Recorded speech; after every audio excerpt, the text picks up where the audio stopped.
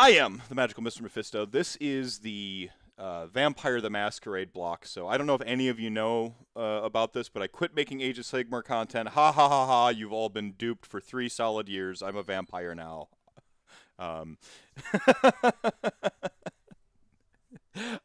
Every Wednesdays every Wednesdays at 8:30 p.m. Central CDT, I run Vampire the Masquerade. For many of you who've watched RantCast for any period of time, you've often heard me use the euphemism that I have many nerds on my rung ladder. They all tend to rotate a little bit, and RPGs tend to be my highest nerd ladder, but I run a podcast. You also may know that I tend to run a game off stream. Somebody convinced me to run that game on stream instead, and it's been one of the better decisions I have made. I'm telling a story that's been stuck in my head for about 3 years. It was the fox. The fox T-Turtle made me do it. That's my story, and I'm sticking to it. Wasn't Charlotte. Not the fox. Not the actual Foxfire 22. So I've been running that on stream instead of off stream, which is kind of like my, I usually have like a year-long campaign or something I'm running, sort of off stream. And this is a story that's been stuck in my head for about 3 years. It is in my professional career as a writer, someone who has been paid real cash money for writing a classically trained GM. It is probably the story I'm proudest of that I've told so far. It is not my story. It is this coterie story, along with Abby and Sam, whom are also part of our cast. They couldn't make it tonight for their own various reasons, but I know they're here in spirit.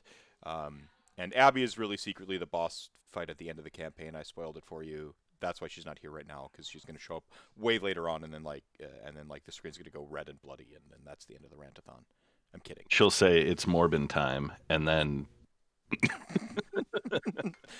So if you like tabletop RPGs, or you just want some like a drama podcast story to listen to, Charlotte has been editing those down for Spotify. It's pretty.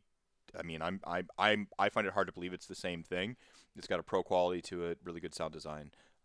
Yeah, but you know what? You're biased. I'm biased. Everyone here is biased. So the best thing that we can do is drop the link in chat and have them check it out for themselves. Especially the trailer. You want to get into it now, check out the trailer. Yeah, check out the trailer. It's just 2 minutes. Yeah. I was working on it, Charlotte. That's what I was doing all day. You were. You've been freaking busy. Every time I look at my fucking Twitter, it's like, what? Where the hell did this fucking come from? Speaking of Morbin time, you were going hard in the paint. I've never seen so much aggressive advertising.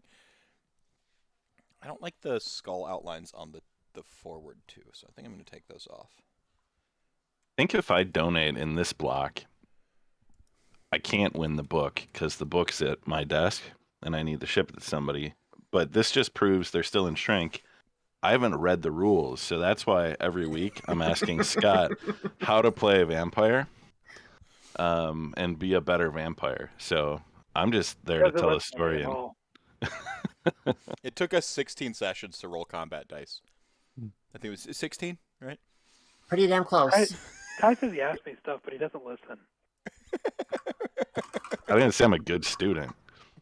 You should talk to the guy that's trying to teach me how to play AOS. Don't you have a tournament W in AOS? No, I never won a tournament. Oh, no, you best destruction though. Yeah, I took second. So incidentally, Ty sort of in this situation. Well, Charlotte, you kind of a big 40K fan. I know Scott, you get down with both, a big Slaanesh fan, in both settings. And Ty is coming out of retirement for one of the most epic grudges I've ever seen thrown down on the internet. It was amazing. It made me want to fight Ty. So that's awesome. So like I said, I am a storyteller by kind of nature.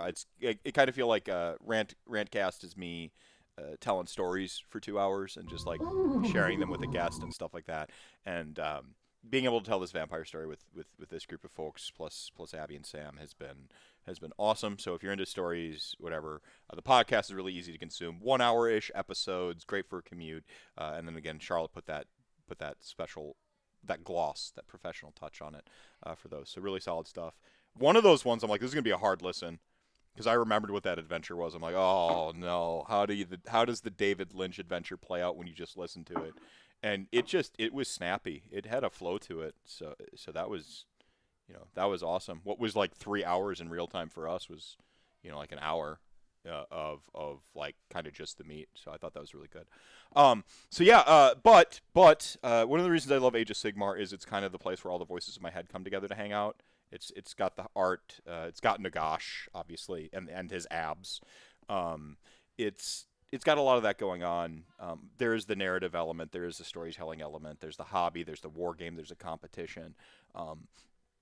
But getting that RPG kind of exclusive thing, it's really nice to have that extra event. So, but yeah, this is kind of like all the voices. This Rantathon is sort of like all my voices coming together in one big Rantathon for mental health, which is one of the greatest causes I can think of. Take this as a fantastic charity. So remember, everyone, donate. Minimum $5 enters you for all of the prizes. You just donate $5 right now. We're going to RNGesus is going to like roll the dice 4 times, and you can win any one of the 4 things that are up tonight. I have to mention, I got a special place in my heart for the Black Coach prize pack. I have, since I've been an affiliate with Twitch, which is going way back to when it was hard to become one in my day. I was making my partner push, and affiliate was actually just like this little incentive on the way to partner before it became like mini partner, if anyone can remember the old days of Twitch, some like 3-4 years ago. I was making my partner push, and the joke goes that I never keep a Night Hunt army. Like I'm always perpetually collecting a Night Hunt army, because the minute I start to make progress in a collection toward a Night Hunt army, I start giving away the minis as like a charity stream, or like I go off to like a tournament where they have like a charity auction or whatever, and I'm like, oh, fine. But the first time I hit affiliate, I was doing a marathon for it. It was actually called the Chairathon, because I had to replace my old jank chair. And the grand prize I had was a Black Coach, and it wasn't a guarantee that I was going to hit affiliate. There was no guarantee I'd hit partner. A month or 2 after that. But I was on my way, and I gave away that Black Coach. Actually, someone in Colorado won it. I remember because I had to ship it. I actually know specifically who won it, but I'm not going to like out them. So I shipped it out to Colorado, and then I think the next year or the year after that, I ended up doing the Rantathon for the first time. And as luck would have it, I think it was Alex G donated a Black Coach to it. And I'm like, this is now the second Black Coach I will be giving away. The Rantathon was awesome, crushed it, and then Rantathon 2, we exceeded our expectations, and now we're into Rantathon 3, and we've already exceeded my expectations. I'm happy just to raise the awareness for mental health. I'm happy to get to talk to great people from across all these communities. The conversations I've had with people, new faces, old ones, in these last several hours has been phenomenal. But we're giving away another Black Coach. I will always give away one forever, because for me it's actually become a little bit of a good luck charm. So you're not just winning a Black Coach, you're winning a lucky Black Coach. There you go. That's my spiel. They're sweet now. Oh, yeah. So my name dates back to just after the Justin TV switch. I did a rebrand. So I was actually under a different name for my Kotaku stuff and my YouTube. I don't know. Has anyone noticed the name of my website that's like from 2014 or 2011 or something like that? Winsomnia. Yeah. So I had a different name back in the day on Justin TV, and I switched it to rebrand when Justin TV became Twitch, and I lost a bunch of followers. I had to build myself back up from nothing.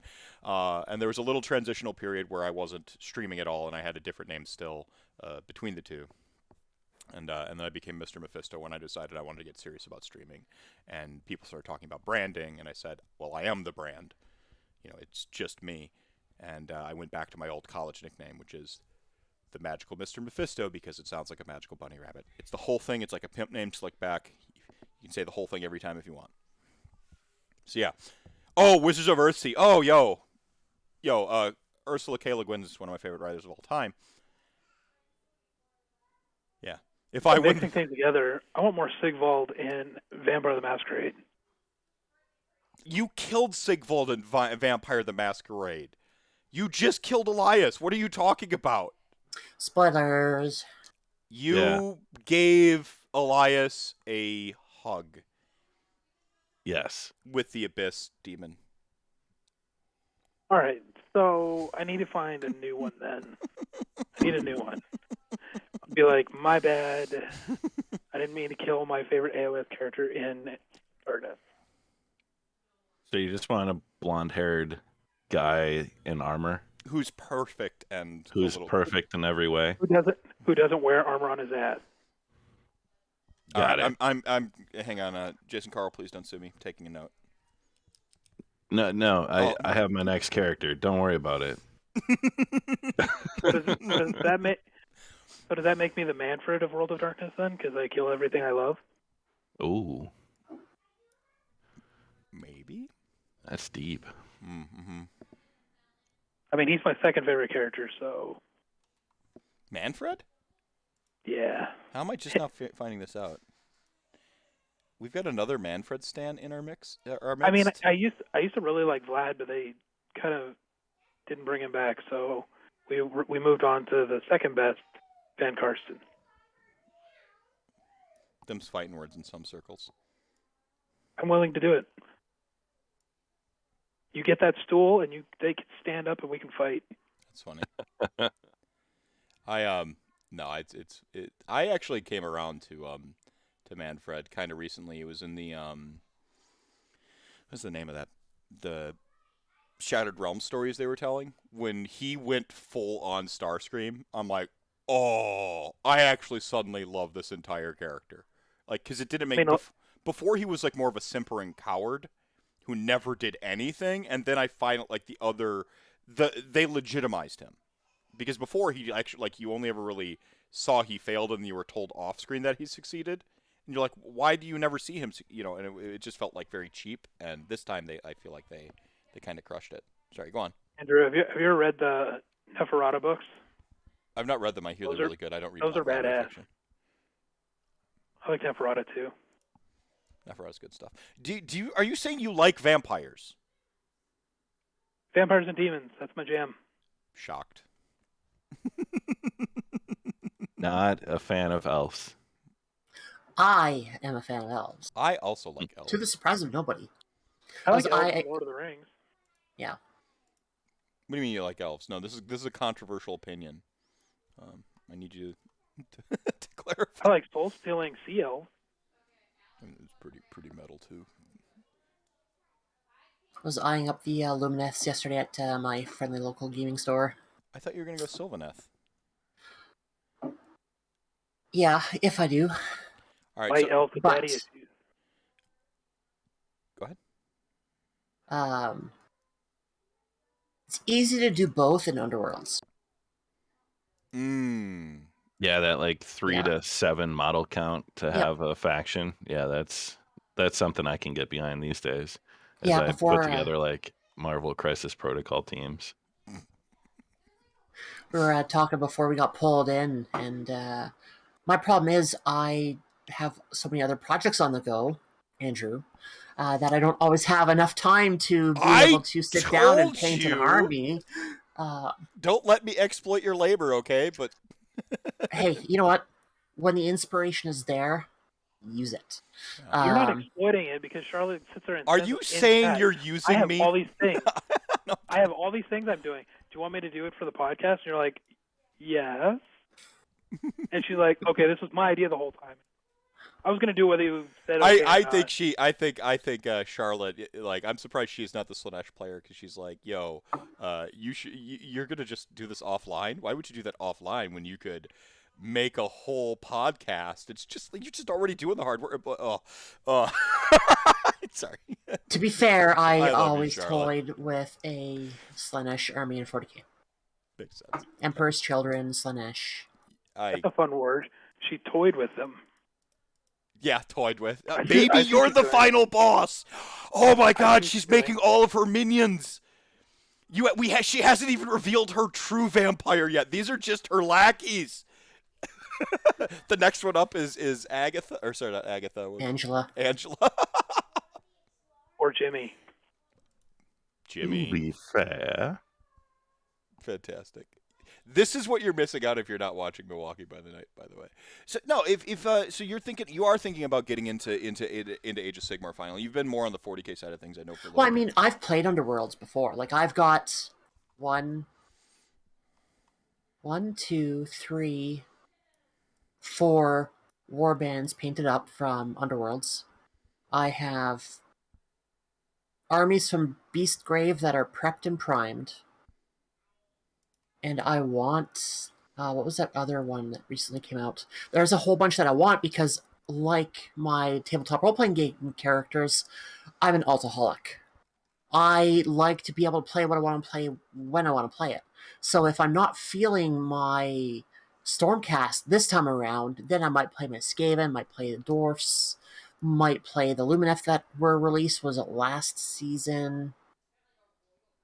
I want them all. And it gives me a chance to paint stuff that's not the same army over and over and over and over again. Like, I've been working on my Sister's Battle for the last over 2 years. Mm-hmm. And I've got 4 models painted. I took a break in between, but... you shared some of them. They are good looking models, though. So. You were actually working on the one day, like actively and live. Yeah. Scott, why is Araman such a Mary Sue?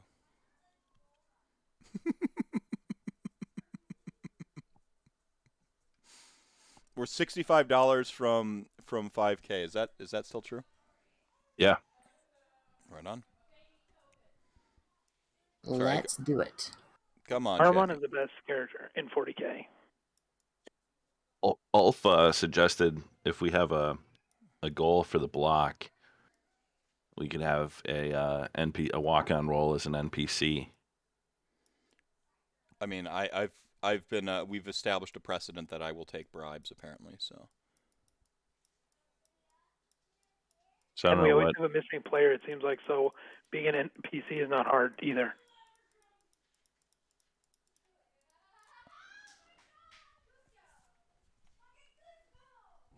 just finished 2K Eldar the other day. Now on to finishing up Adventure Box for Elder Scrolls. Dire Chasm. What are we talking about? Dire Chasm's one of the Underworlds expansions, right? No, Charlotte should be your favorite person. She's my favorite person. So it's all right. I forgive you. I'm like nobody's favorite person. Ta. Shut up. That is my special power. Too late. You met us. My superpower is being everyone's 3rd or 4th favorite person. But you're like on everyone. everybody's list, yeah.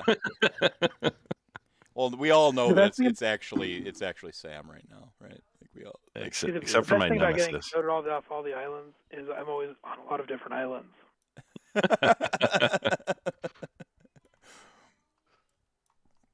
don't like that. No, I don't like that. I like right now. There's an angle where when I look at my screen in a certain way, it looks like I'm gazing at Nagash as he gets drawn in the lower right of the screen. So like if I find that eye line, I'm just gonna keep it up because then it looks like I'm actively following what's happening.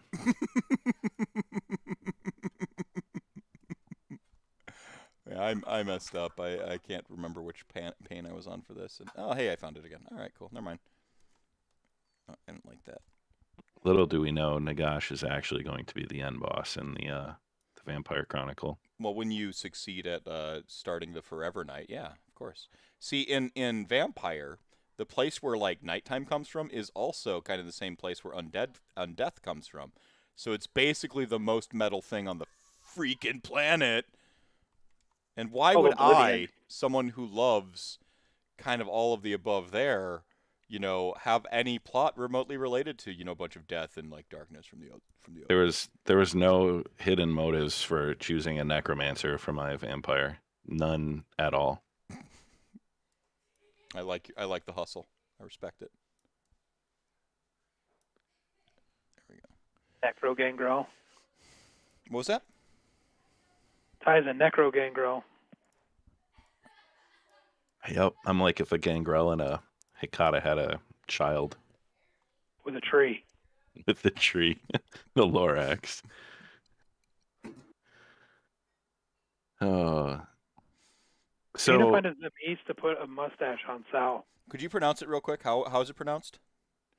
Tzimisce? Okay, wait, hang on. Someone spell it out in chat, gang, because there's a lot of people here who don't play Vampire.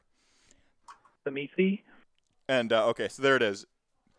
So that's how this clan is spelled. These are the this is Dracula's clan for some context. This is they're like the threatening villain who have these guises of like hospitality and honor, but then they also turn people into flesh, into flesh chairs and stuff. Like they Kings have like, of body horror. yeah, they're like the kings of body horror, correct? Kings and queens of body horror. So how do you think that is spelled, chat gang? And now, how do you think that's pronounced, chat gang? Now, how do y'all think that's pronounced? Let's go around the horn here. Charlotte, I think wars have been fought over this topic. You sure you want to go there? I think Engagement. yeah, let's go over the engagement. Negativity. Hey. Feed that negativity bot, baby. Let's go. Yeah. also hit 5K. Muppets. Revolving. Revolving Muppets. It's a circular. It's just a carousel that Muppets sit on.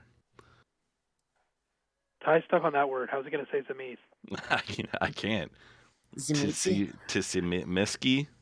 Tzimisce. That's got to be it. That's it. No, I like his so far. Tzimisce? See, I always say Tzimisce. The meat C. Yeah, that's how Tzimisce. I worded it out the other day. I go a little bit harder on it. Tzimisce. You hit that like that sort of second consonant a little bit harder. Yeah. Like the Camarilla? Yeah, it's my Canadian accent. Yeah, what is it actually? Is it Camarilla? It's whatever you want it to be. I would believe it is Camarilla. I really would. But I've heard it pronounced Camarilla so much, I'm like, that's got to be it. Right? Like, that's just... I'm like... Well, that gets into language and pronunciation. Like, you get double L's in, what is it, Spanish, and it's like Camarilla, but then you get into places where we take other languages' words out into a back alley and beat the crap out of them and subsume them into our own, and then you have the Camarilla. Almost just like you have the Bruja. Yeah, almost like right? you're not saying that the English language is like very like inherently imperialistic to other people's languages, are you? What? No, I would never say that. No, I've never heard someone No. say quesadilla ever. Casadilla? Toreador. Toreador. Yeah. Like the author. Yep, not going to attach that one. Nick True, why do you do this to me? Shit. Says 6 cents methyl. I nailed it. Camarillo. Oof. It's like the challenge that I love to see is when people try to get people that are not from the state of Wisconsin pronounce the names of cities in Wisconsin. One of my favorite mini games. One of my favorite games.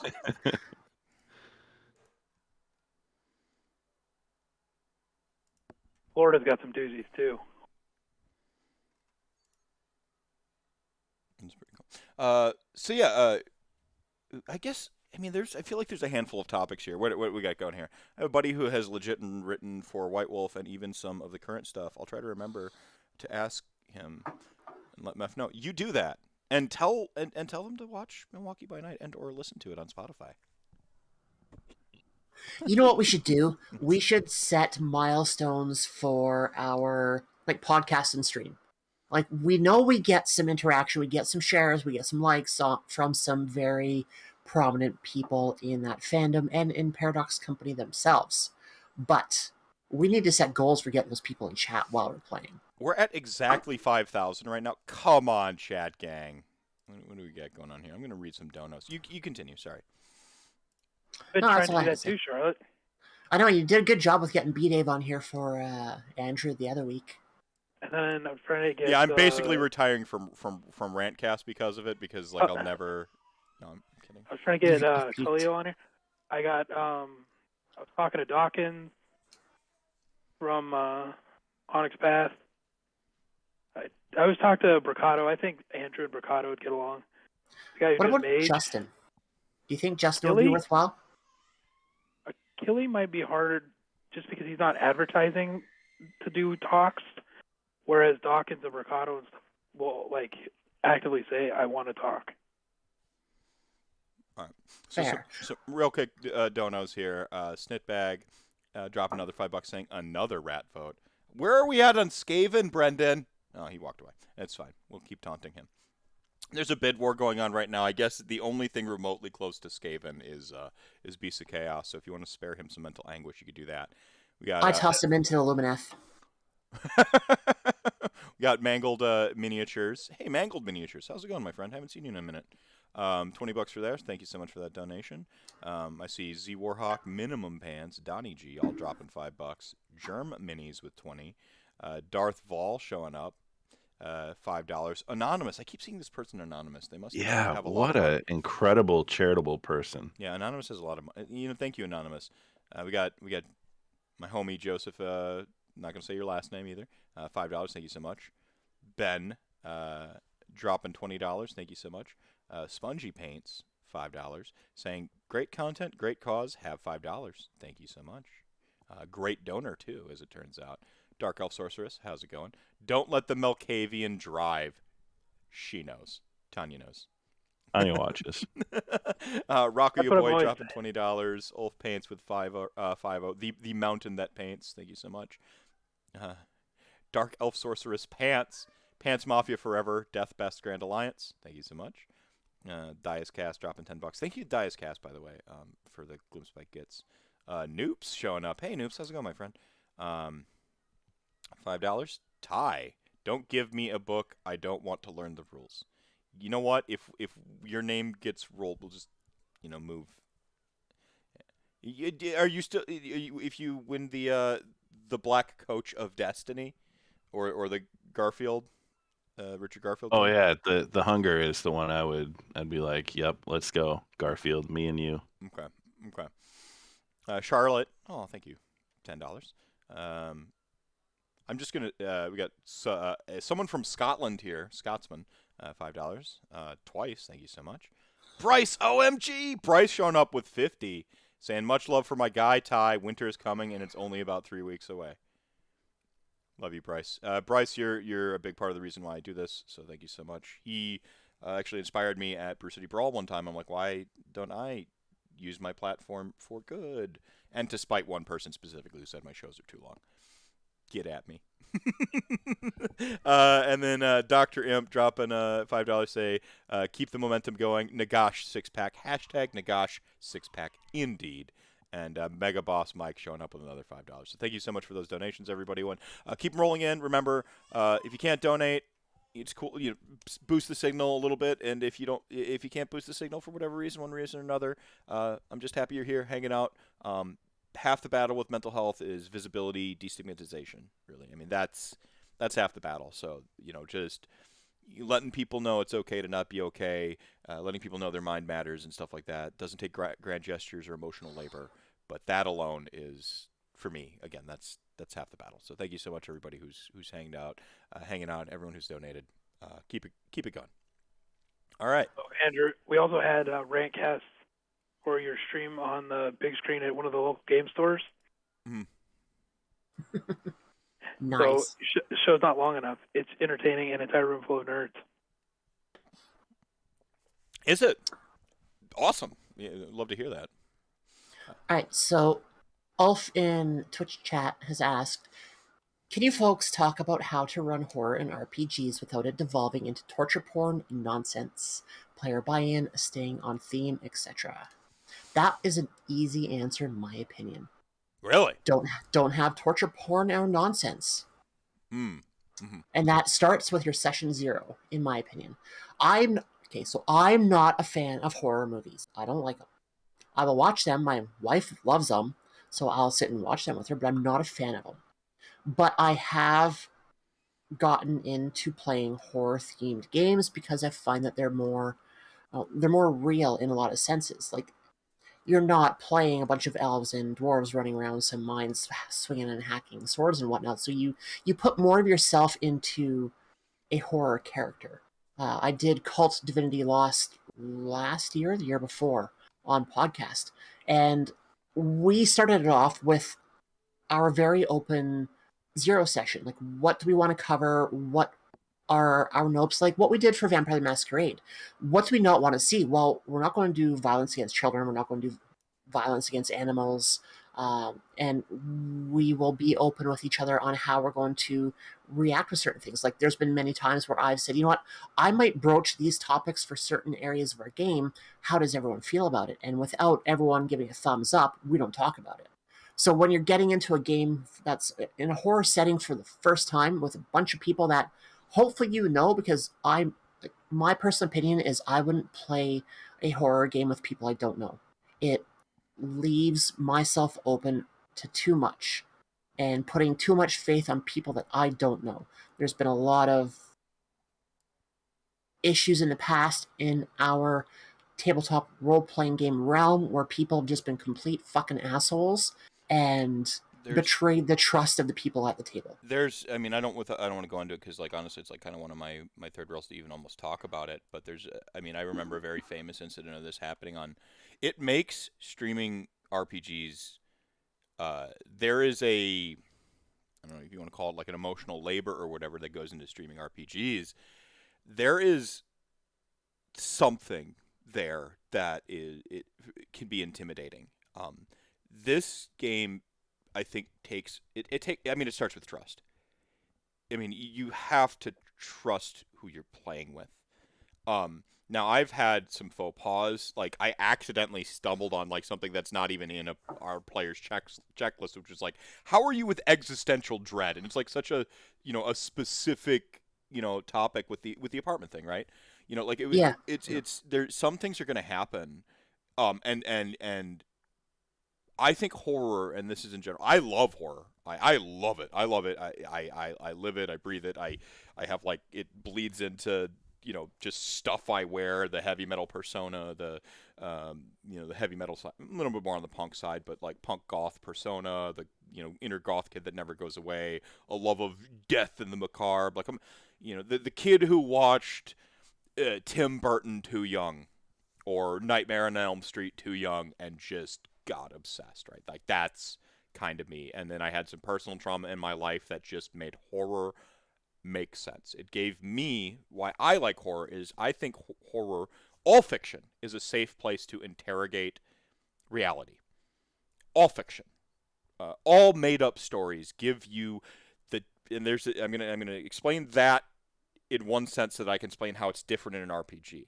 If I'm reading a book that is touching on some issues, and I think, let me finish the first thought, and then I'll parlay it into the next thought. So, I think, like, all fiction gives us a safe place to interrogate reality, interrogate new thoughts, perspectives. When you read a character, even if something like The Great Gatsby, I'm not a rich person who understands that level well, so I can interrogate that reality. I don't live. Well, okay, now I do live in a dystopia, but when I was growing up, I didn't feel like I lived in a dystopian future fiction. So, like, I got to go to a safe dystopian future fiction in a book. When we do, reality gives us the ability to do that, to interrogate our reality. It gives us a safe place to interrogate many emotions. I think horror in particular allows us to interrogate fear, trauma, some of the darkness of reality. Now, there are people out there who make horror from a cynical perspective. You see this in some of the older, more problematic horror films. Slasher film in particular, it has this crazy dichotomy. I could write a dissertation. Things that I could write a dissertation on how it is simultaneously one of the most exploitative, like, misogynistic, like, subgenres out there, but also simultaneously it was fighting against the cultural misogyny of actually allowing women into leading roles. And like, a bunch of, like, sort of scream queens, when asked why do you play in horror films, even though like they often end with you dying or depicted graphically and stuff like that, and they're like, because we get more screen time. And so there's it is a horror above all other genres is complicated. It is difficult. It is ugly. It is often associated with lowbrow, low art, and subcultures. Horror is associated with poverty and various socially marginalized groups. Like, horror is all low art all things perceived as low art by our status quo tend to get that connotation because they're associated with some minority status, right? Anyone could make a horror film. The poors make horror, right? And horror is low class. It's not good. It's not art. I could talk about horror forever, but I got to move off this point, or I see people's eyes glossing over. Well, no, I was just gonna say that I feel like because like you bring up like liking horror a lot, I like horror a lot, and so I have a lot of things where like they don't. Because I like horror so much, I'm willing to go into all sorts of different topics. Go ahead. But like going into like the importance of like a session zero, to where if you have people that are not, mm-hmm. or if you want to say, okay, if we have this type of violence, how should we address it? Do you want it on screen, off screen? Leave it to the imagination. Mm-hmm. You know, you can have some of these elements that are not always in the person's face if they don't enjoy it as well. Mm-hmm. And you can like discuss how you're going to handle it. So really, I think, you know, in handling a lot of these complex issues, your session zero is going to be and trust are the two most important parts. Mm-hmm. Yeah. Because then you understand where, like, Charlotte is not a big horror fan. Andrew and I love horror. And I have to be cognizant of that all the time running these games. I have to know that where my veils and lines are a lot different from other people. Like I can go into flavor text, even running a fantasy game with some of the people who are like, I could describe a gore scene like just decapitating like, you know, some enemy. Even saying decapitating for some people is traumatic. You know, they have a very visual or memory, or there's some video they saw or some movie stuck with them or whatever. And you don't know sometimes going in unless you have that session zero, you establish that trust. The thing I was going to say that's different about, I love horror as a genre. I adore it because for me, horror also gave me a safe place to process my trauma, my personal trauma. I always go to Halloween 2018 as a recent movie I think most people have seen, but I could do this for a lot of movies. You have horror inspecting sort of generational trauma. Like, oh yeah, it's like really awesome to like go and watch, you know, Encanto and see this story about generational trauma. But like you can also see that in a horror lens as well, and how that kind of gets at the heart of darkness in that subject versus something that like New Candyman in the end, or Candyman, right? Yeah, the generational trauma of the new Candyman, fantastic, right? But like that's harder to parse, and some people want that safe space. The difference in all cases, though, is if I get too freaked out by a book or too freaked out by a movie personally, or I am the insert in the audience, you get to put the book down, you get to walk away, you get to pause it, you get to go up and make popcorn. You know, when you're in an RPG, on one hand, there feels like a social contract to tough it out, even if you get a little bit uncomfortable. We have social norms that we're currently fighting against. The RPG community is always sort of, I think we're figuring it out pretty decently because we have had some of those big, bad public moments, and we've had to learn from the hard lessons, right? But you don't have the same ability to opt out because so many times you're so much more directly inserted into the fiction than when you're in a passive media form like a consumption media. When you're reading something, you're passively consuming it versus when you're in an RPG. That now becomes active consumption, active media. And that is something that I hear people who talk as enthusiastically about horror as me, and they never make that second connection. That an RPG, even a horror one, has a different interface from a horror book or a horror movie, which I love and will stand forever. It is high art. Get at me. If you haven't seen like high art horror, you've never seen like the movies like whatever, get on my level, consume more media. What can I say? But RPGs are different, and RPGs are different. It's not just in horror; it's in all of the games. Some of the worst stuff I've seen have happened in like the hunky dory, high fantasy, because they think that there isn't the boundaries there. Maybe to its credit, I think because horror is so cognizant of the sort of like consent and the dark material and stuff like that, like it forces the conversation in your session zero, whereas in a fantasy you might take it for granted. Like there might be body horror because you fight a Frankenstein monster in a fantasy game, and normally you're like, oh, this is like Resident Evil right now, or like I'm just having fun with this, and you're like, oh, actually, like we never went over that, like some people are really squeamish about body horror. I can't do stuff with teeth, Like I don't like teeth pain and eye pain usually, so I can't like I gotta check out from that sort of stuff, and I usually don't go into that description, you know. So, but yeah, there's go ahead. Sorry, Yeah, I've been talking a while.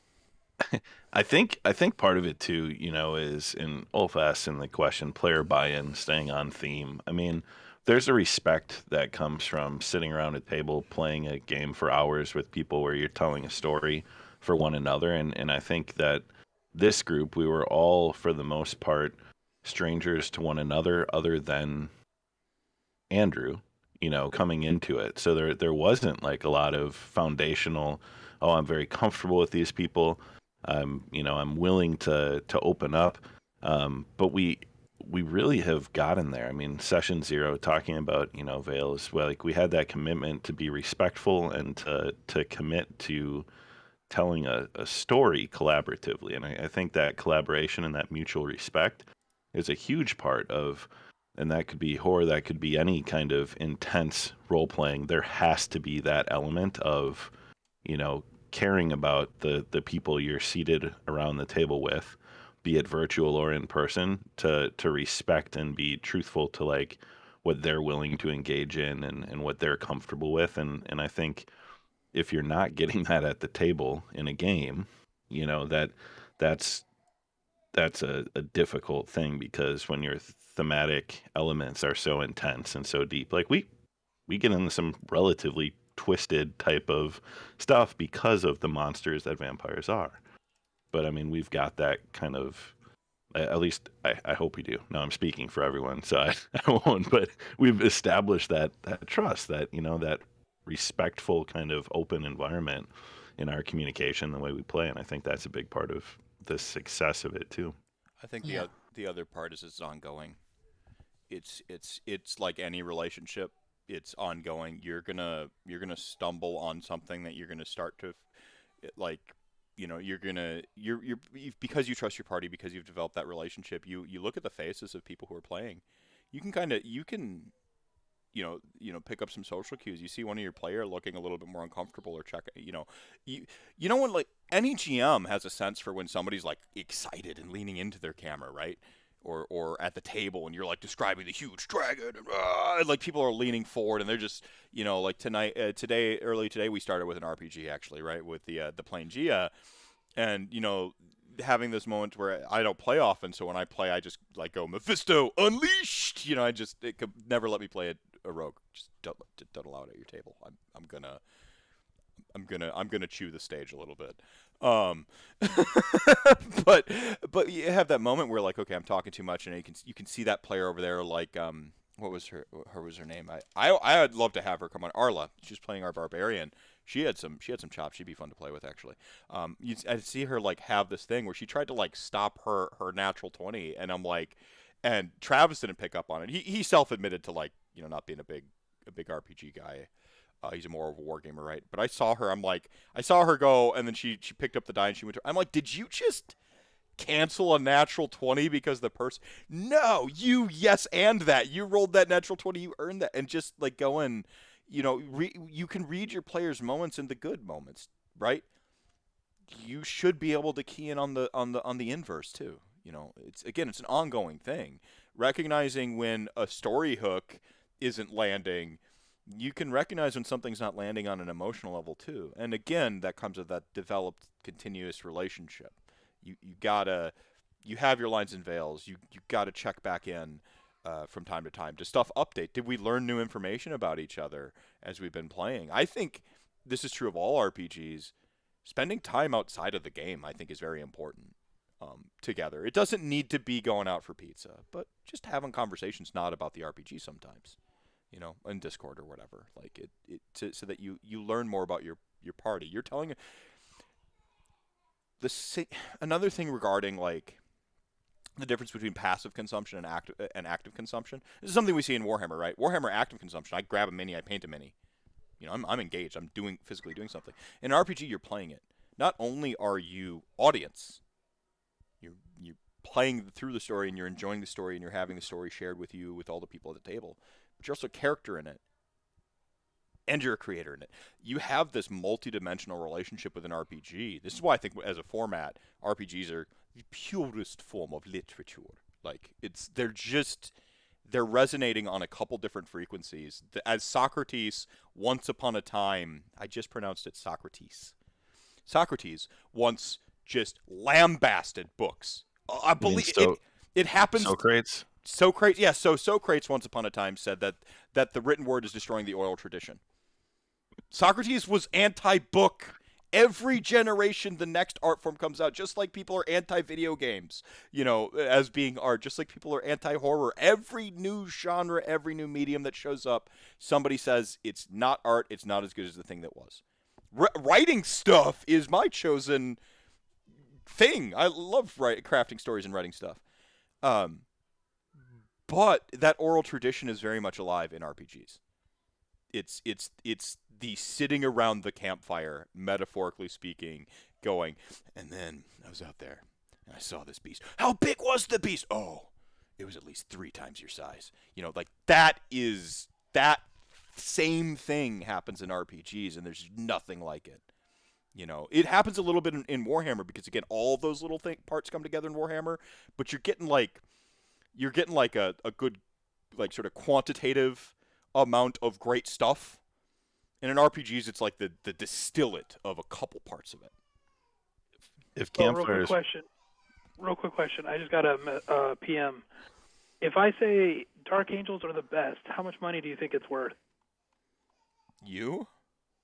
Yeah. I think you saying that? Yeah. I just got asked how much it'd be worth saying it on stream. Why, do you not like Dark Angels? No, and it's one of my friends, and I make fun of Dark Angels all the time. Oh, take him for everything he's worth. It's for the best cause it could be.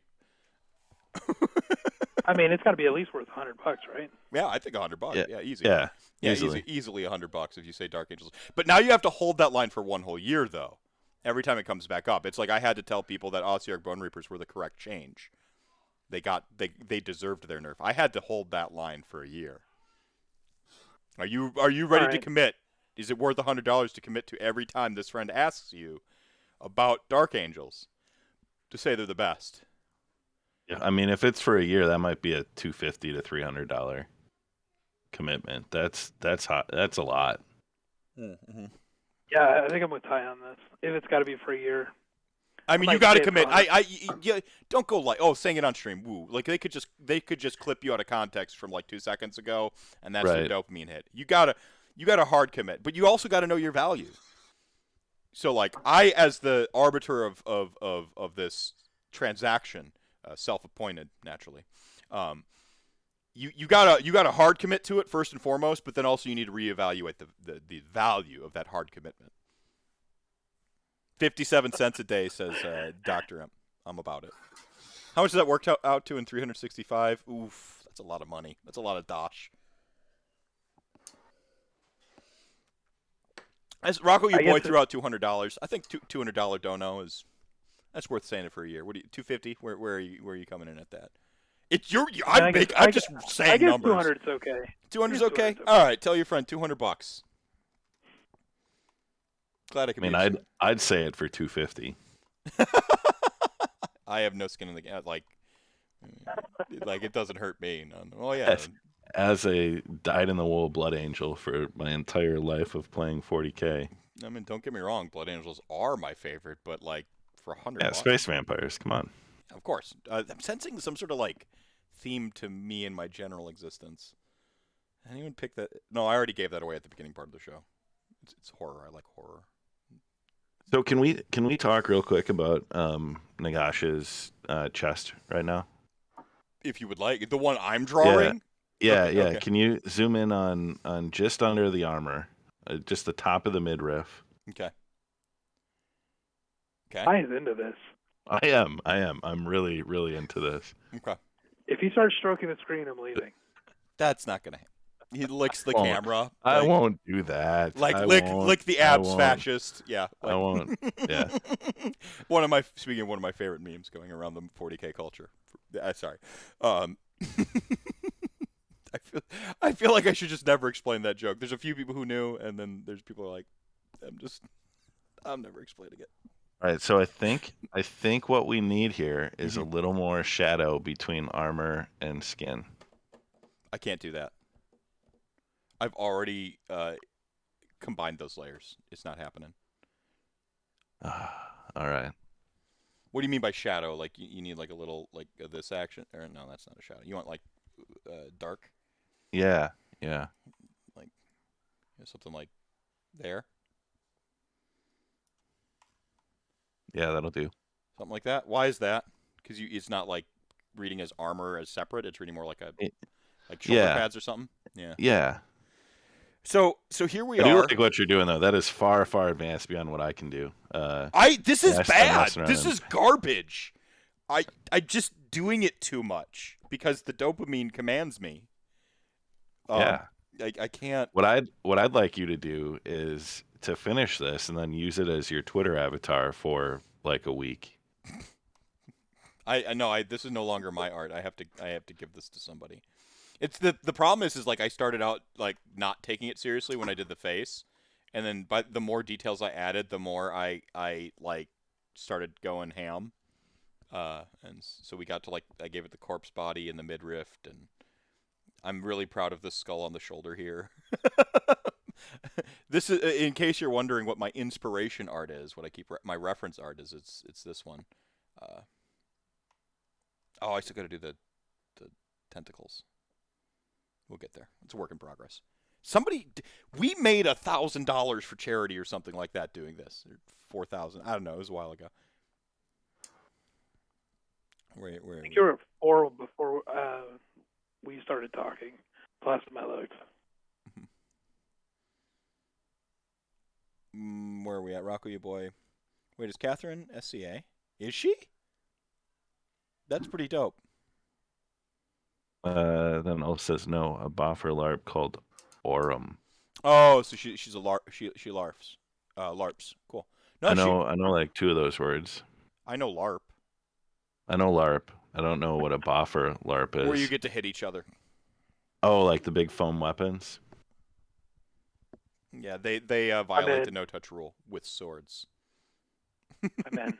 I want a vampire boffer LARP. I don't think it needs it. Like steak people with like a big foam steak. We had something like that in one of our LARPs where you like if you stake somebody you had like some sort of like affect you handed them, but that was about it. You like handed them a thing. I don't remember what it was though.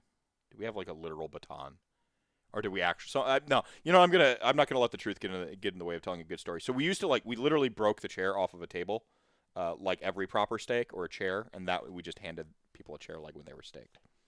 I'm lying that we didn't do that. We handed them something. I just can't remember what it was. Is there a place where we can see who the prize winners are? Brandon! My support has left. Maybe did he go to bed without me knowing it? I don't know. It is around his bedtime. I used to play in one of my D&D games I ran. Brendan was a member of, and there would come a certain time on Discord where I would be like, Brendan, are you still awake? And he would be like, like, no, Brendan is sleeping. We've lost Brendan. Move him into NPC mode.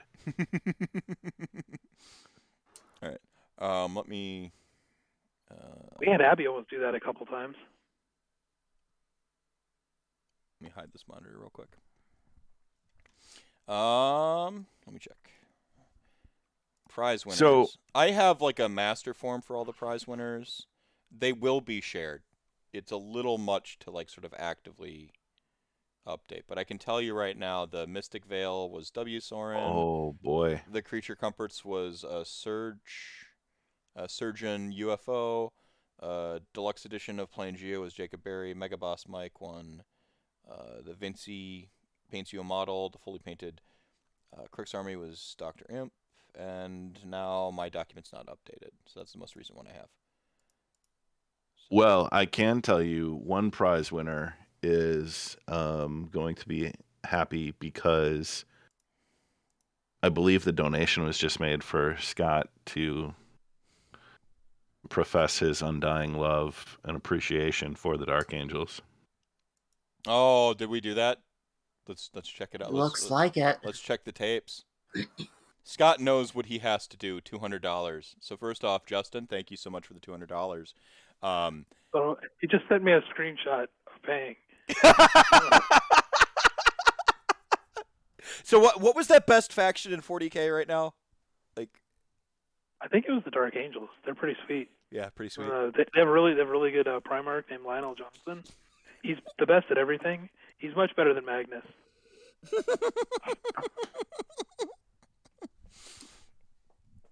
There was once upon a time that I wanted to get a Dark Angels army going.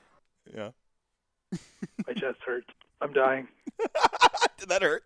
Yeah, you can clip that, by the way. I don't know how much time you spend on here, Justin, but you can clip that. There's a little button right down there. It looks like I think it looks like a scissors or something. You can clip that, and you can get that clip, and it will be forever, not just 1 year. It'll be on the internet, a digital ghost to haunt him for eternity.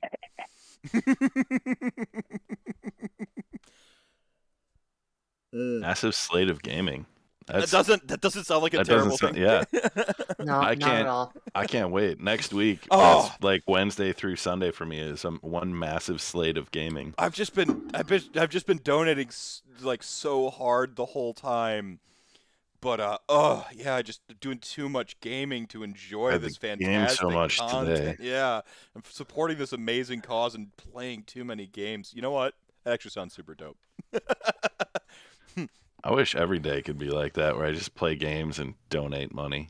You know what? That probably is my end goals here. If I ever become independently wealthy, that's going to be it. It's not going to be making more money. It's going to be playing games and giving money to charities that I care about and respect what they're doing. I mean, same. I mean, that's the goal. Once you get in the room, you smash a window, you let other people in the room, right? Like that's what you're supposed to do. Got with the Dark Angels #1. You're just identifying which legion they are. That may or not be on purpose.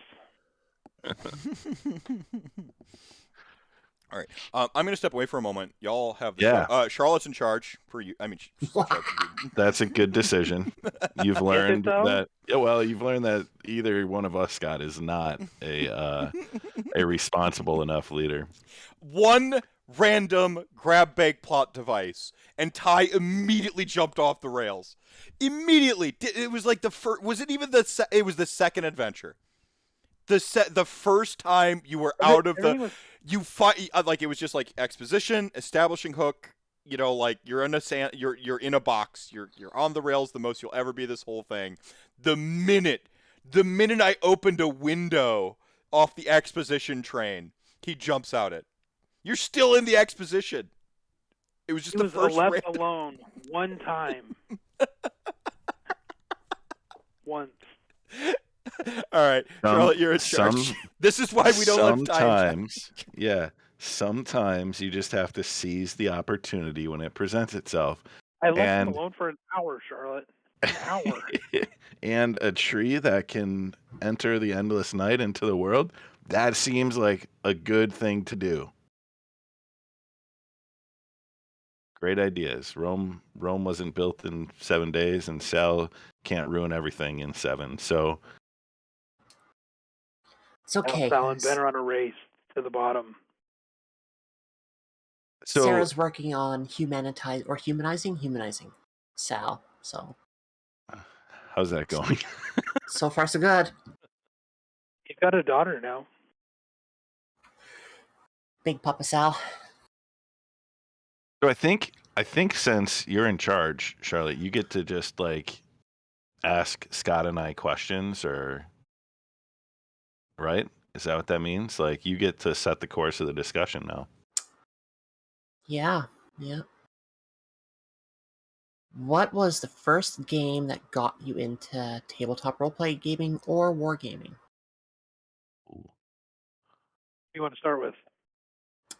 Yes. We'll let Ty go first. Yeah, this is a good job, Charlotte. Way to delegate. Yeah, that was Hero Quest actually. Was kind of the game that got me into both ultimately. the quest book and the miniatures. From there, I was visiting my cousin, and he had the old AD&D, the second edition, the books, and I was like, this is cool. And I knew from HeroQuest kind of the genre. And then Games Workshop had partnered up with Milton Bradley or whoever back then for HeroQuest. So that's where I then learned about Games Workshop and models. But that was the first hit. And then I was hooked for the next 30 years. So for me, it was going to my buddy Will's house, and he had a bunch of miniatures. And when we were looking for some of the miniatures, they were like Lord of the Rings, the old metal Chaos Demons, and all that kind of stuff, because he wanted to play AD&D, the old box set. And then when I was like, "What D&D monster is this?" He's like, "No, that's a Bloodthirster from Warhammer." And I'm like, "What's Warhammer?"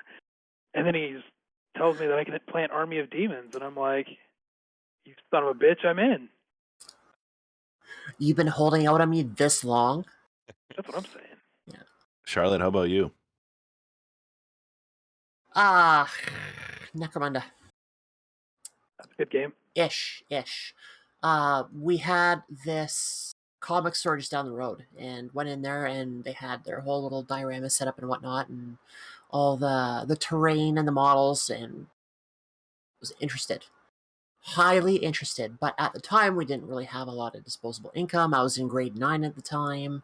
I didn't have disposable income, so that got put on hold for a little bit, but it sparked that interest. Like just making my own terrain, getting the models, painting the models, and it was about 2 years later I picked up the Warhammer Fantasy Battles starter set, the one that had the elves and the lizardmen? Oh no, it was the Bretonnians and lizardmen. Okay. And I bought the box. Sorry? I was going to say, because the elves came out with Skaven with Island of Blood. Yeah, I have that one, or had that one as well. Had it. But yeah, so I bought that initial box, split it with a friend of mine. He got the Lizardmen. I got the Bretonnians. I've still got some of them around here somewhere. Played small little games, like 2-3 models worth with people at school, like during our spares. It was like either Warhammer on the stage or Magic the Gathering, which is also at the same time I got into Magic. Yeah. But yeah, then on the tabletop role-playing game side, it was actually D&D were the first books I owned, never played for the longest time, and it was Vampire the Masquerade. That was the first game I actually played. Nice. Yeah.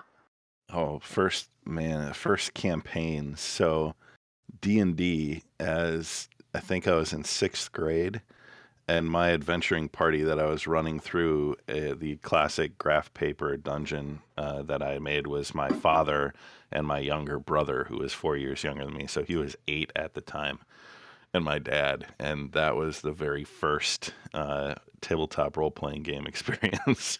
Was just creating a dungeon and putting monsters I thought looked cool into it. Totally not balanced. And then I think they died in the first room, and my dad was like, "This is supposed to be challenging. What's the point?" And I was like, "Yeah, it's a role-playing game. It's all about fighting monsters." And Nice. so actually, I think the first full game I played of a war game was Mordheim. that was a Mordheim's great fun, too. game. Yeah. So, Charlotte, what was your first Vampire the Masquerade character? I don't fully remember.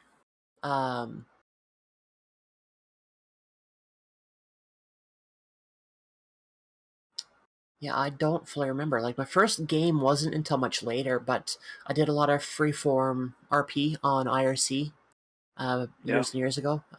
When I first moved away from home into my own place, didn't have a lot of friends, didn't know anyone who played those kind of games in a super conservative city. So IRC was the way to go, and it was basically open freeform. I know I had a daughter of Cacophony in one of our little campaigns there, dabbled with Ravnos and Malkavian, but I think my first character that we played around the table was a Ravnos back in the before times when they were a little problematic. What was yours? My very first character was a Gangrel because some of the other mechanics of was kind of intimidating to figure out like what to do.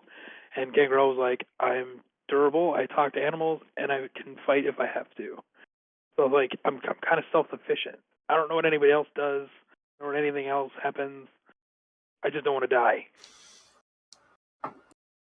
Don't get into fights, so it won't be an issue. Well, yeah, because I just think coming from D&D, so like when Yeah. going to Masquerade, I was like, I just don't want to die. So like the first like real game like in LARP and stuff was playing Toreador, and then because Tzimisce and some of the other stuff was still Sabbat only. Sorry, what? In second edition, you couldn't play the Tzimisce. You couldn't play the Sombra. You couldn't play any of the fun stuff. They were all only storyteller only at the time for LARPs. So we tried Toreador, we tried Gangrel, we tried some of the other stuff. And now, never mind. So Ty, your first character. Yeah, my first Vampire the Masquerade character that was actually a vampire was Salvatore of Clan Hecata in our game.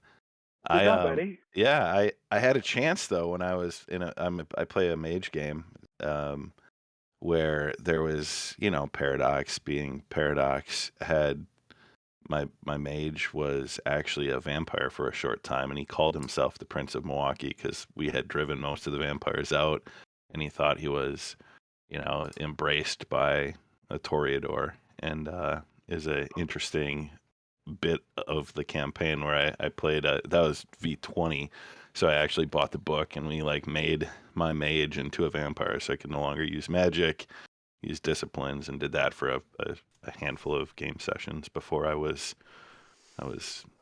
fixed. So for the kids at home, what is Paradox in Mage? When you break reality, there is a force reality breaks you back that fights back, and that is Paradox. And there are these manifestations that when a mage goes way off the deep end of breaking reality, they can create these events called quiets where they're kind of in their own world of a Paradox designed influence. So okay, yeah. So the next milestone, everybody, is the Pilk blind taste test. We're about 750 away from that. We're exactly 750 away from that. For what How does that work?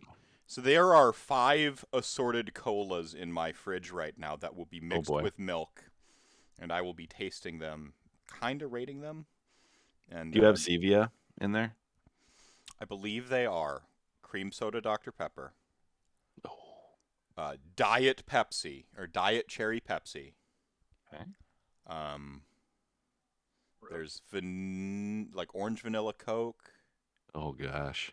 Mug root beer. I literally just got the shivers. Mug root beer and Pib Extra, maybe something like that. So this sounds horrific. And and in case anyone was wondering, I did just pour myself a healthy glass of Jason Carl juice for this special occasion. I'm gonna trademark that. I think we should. I don't know if we can. Let's start a winery. Jason Carl juice. Yo, Jason can we Carl have your juice. likeness to your name rights? It's just a reference, I promise. Yeah. Listen, we're not gonna make any money. We just want to make a good Cab Sauv and name it after you. Okay. There were those D&D beers for a little bit there, and I think they technically got around some copyright stuff. They couldn't call it Beholder Ale, but they could call it other pretty specific stuff, as I recall. Frost brand, cream ale or something. They had some really. What if you could do Eye Tyrant? Good old Thaco Sour. Ooh, Thaco Sour, yeah. So everyone knows we 750 from that next milestone. Let's hit that. I'm hoping to hit that before Brendan actually goes to bed. So he's just out hanging with Lulu and her friends. So So it's just me holding down the fort. Warhammer. So I don't know if you caught this message, but Chat Gang coming in medium style. Denma was like, ask Scott what in his mind makes Dark Angels so great. We did skip over that.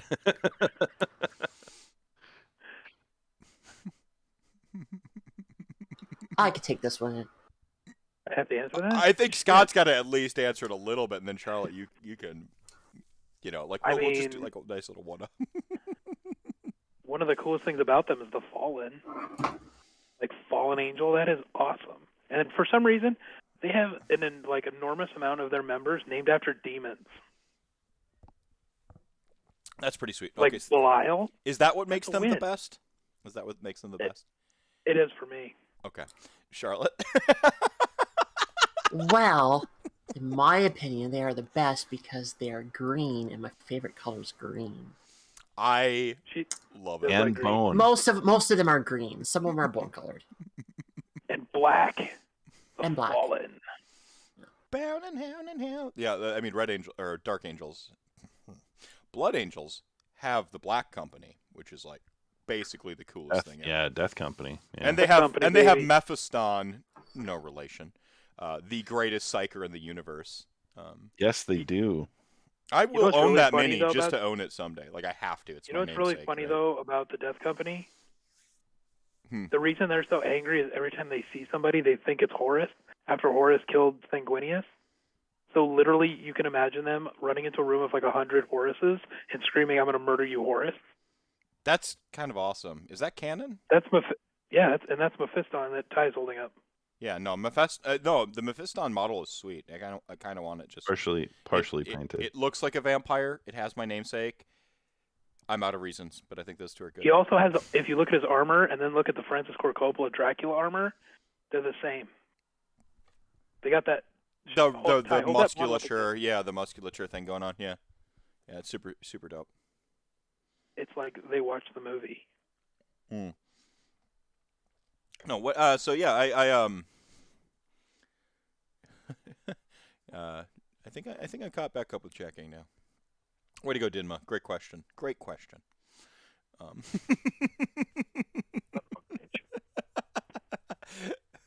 We're gonna get that $200 worth for your friend. Thank you so much for donating to this fantastic cause of mental health. May Scott's specific suffering in mental health department for the next entire calendar year until the next Rantathon be utterly worth for all the other people we help out.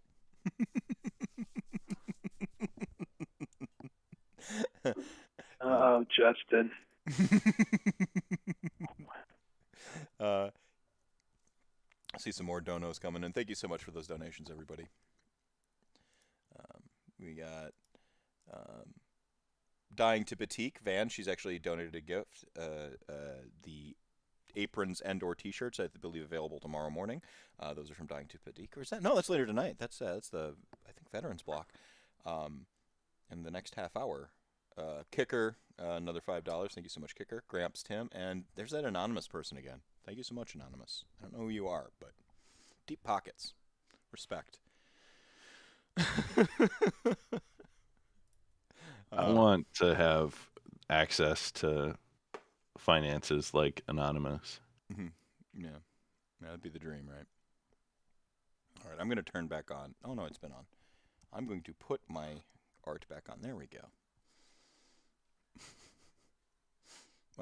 I felt like I interrupted a conversation. Were you all talking about first characters or something like that? Yes. First, Sure. yeah, first characters. And then I was having Ty elaborate on his paradox thing because I didn't know if even people that knew much about Vampire knew what paradox was. No, because I was thinking he was just talking about like Paradox AB, like the company that now owns Vampire the Masquerade. Yeah, no. Paradox, as playing a long time mage campaign, is perhaps the greatest enemy of any mage. Is It's almost Paradox itself. It's a.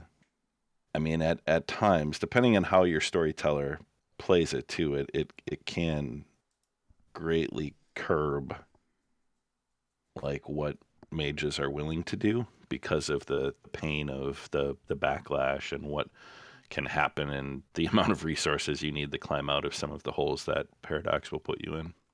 What's interesting too about Mage is that a lot of mages, because they're so used to being able to do anything they want, losing touch with reality, like what is the normal actually like that's always kind of a big thing with that game is the established reality like of everyone versus the reality of an individual.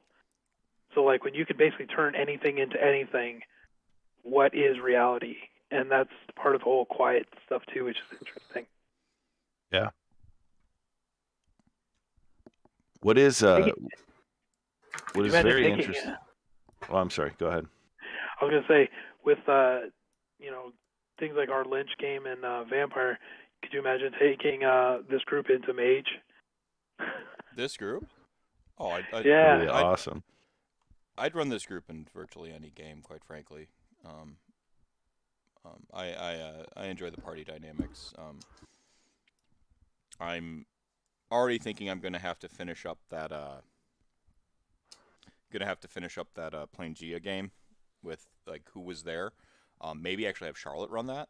The what now? You may have missed the first block. We played Plain Gia, which was the Atlas gaming block, and they ran their custom 5th ed setting. It's a prehistoric. Oh, cool. Yeah, it was a prehistoric RPG, prehistoric Dungeons and Dragons, basically.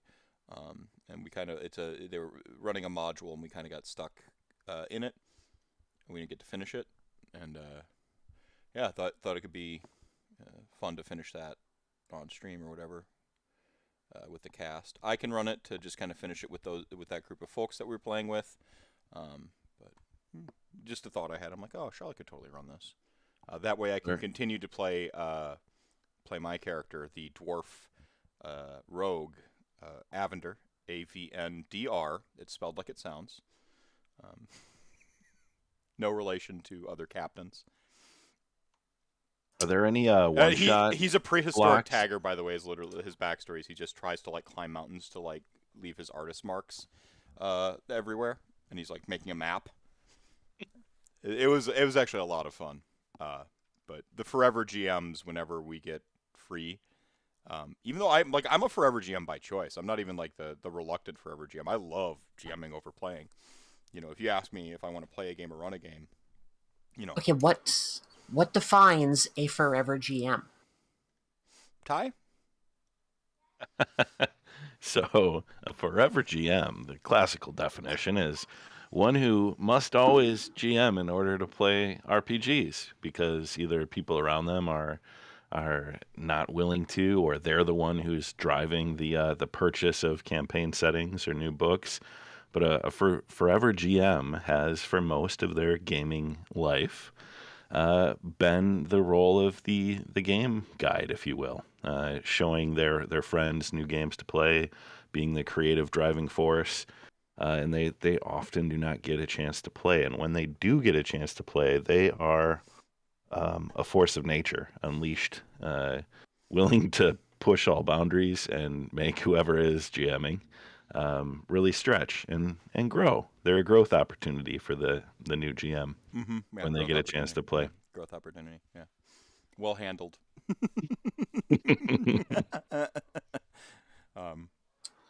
So then right now, Ty, you are in 2 games. You're in a D&D game that you run, and you're in Vampire the Masquerade game. Is this true? 4 games. I run 2 D&D games. How do you have time for that? Scheduling. So yeah, I moved one D&D game to an every other week. So it's like every other Tuesday. And then the other one is like every other Sunday. And then the game that I am, we're doing like a playtest campaign right now. A dear friend of mine is designing a game, writing a game. And we're doing that like once a month to get a chance to play. That used to be the Mage campaign that we've now kind of moved into this other project. So that's how I just stagger it and schedule it. Can you imagine a vampire game being bi-weekly? No, I need it weekly. That was like our Mage game used to be weekly, and it was like I need this. Yeah. But over COVID, moving stuff to online, it was like I had to adjust schedules because it was just I didn't want to be on the computer 4 days a week when I work on the computer for a day job. So I feel like we need to circle back and ask Andrew what his first character was in Vampire. In Vampire, playing, I don't think I ever made a character to play in Vampire. Like I started out Vampire as the ST. I bought Dark Ages, and then like a little bit later Vampire the Masquerade. And the first things I was doing was running Sam, a little bit of his brother, a little bit of his sister, but mostly just one-on-one sessions with Sam until I moved basically all the way up through.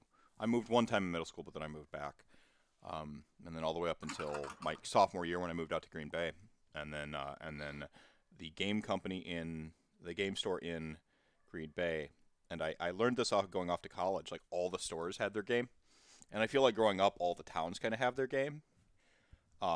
Just observation. But Rogue Trader's game was World of Darkness, so I ran all the World of Darkness games. When I finally got to play in World of Darkness, I played Mage. I played Ab Mage. Like so, I hadn't like physically myself played. Do I count a LARP character? Because I had a. Yeah, anything. Okay. Because LARP character was my first. Okay. Yeah, I had a Nails is I guess because that was my ST NPC for Sam in the Dark Ages game, and then my mage, whose last name was like Tristan or something like that, and he went by his last name because I'm an edgy high schooler, right? oh, like Tomb King Tristan. Yeah, like Tomb King's his first name. Yeah, no, it was Yeah. something like Michael Tristan or something like that. Yeah, Okay. I think Tristan's first name is actually Cetra, but that's besides the point. And he was a dream speaker, but I ended up by the end of it maxing out correspondence and tying it with spirit. So I was like literally teleporting people into Umbra and just basically TPKing them. You know, just like into the far Umbra, like or outer Umbra, sorry. Just like bye, like enjoy that. Like you're just gone now. We had this one vampire who was like threatening the party. And I'm like, do you know what this is? And they're like, that's a steak. And I'm like, okay. Stab my hand. They fell over. I'm like, bye. Like that character was hell on earth, kind of literally.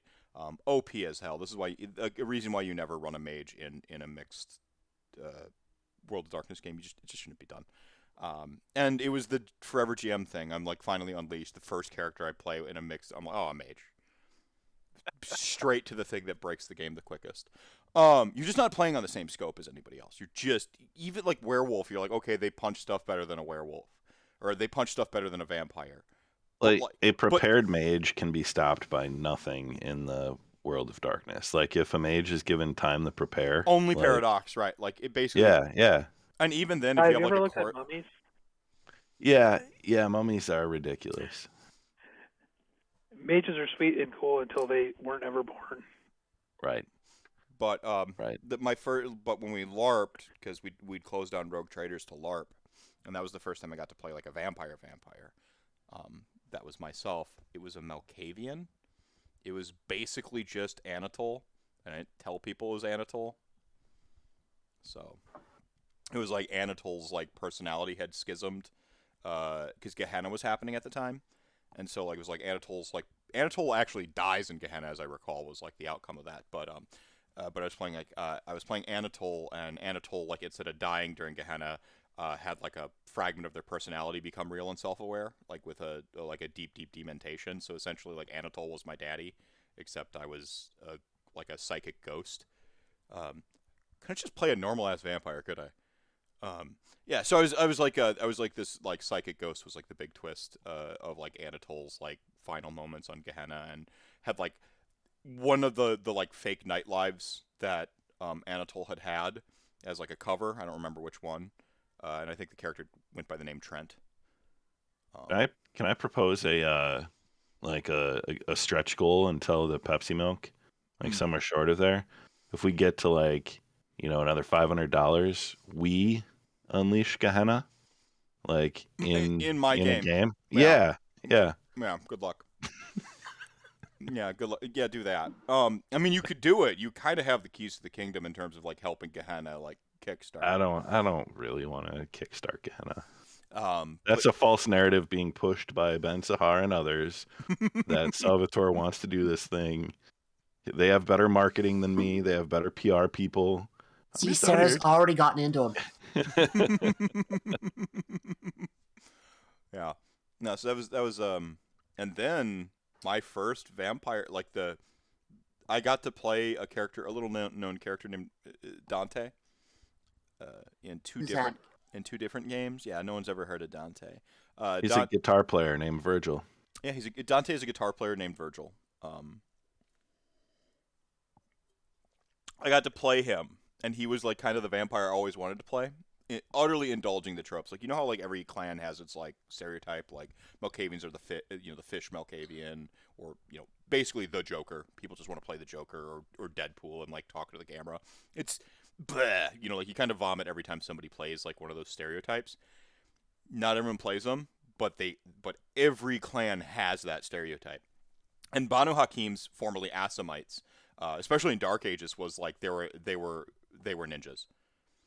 Like that was the whole stereotype. Is like it's like Creed. What was that? Well, Assassin's Creed. Assassin's Creed Old wasn't Man out on the yet. Hill. Assassin's Creed wasn't out yet, so it was just like, oh yeah, they're ninjas. Every Assamite has a katana for some reason, even though like they're supposed to be like Arabic and stuff, but they all have freaking katanas for no reason, and they're all assassins and they're all Batman. And so my first like core concept when I like to do character maps when I make up a character. So like I'll grab 3 images of like things that I think are sweet or characters that I think are sweet in pop culture, and I think I grabbed like John Constantine, because one of them's always John Constantine. Lesser known fact about me.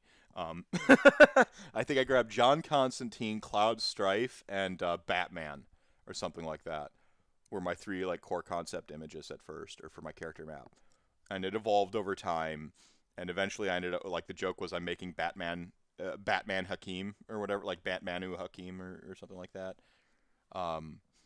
But as I played him, because I asked the coterie, I'm like, what do you guys need? I can play anything. I'm going to let the coterie like be my tiebreaker because I've got like 2 strong concepts.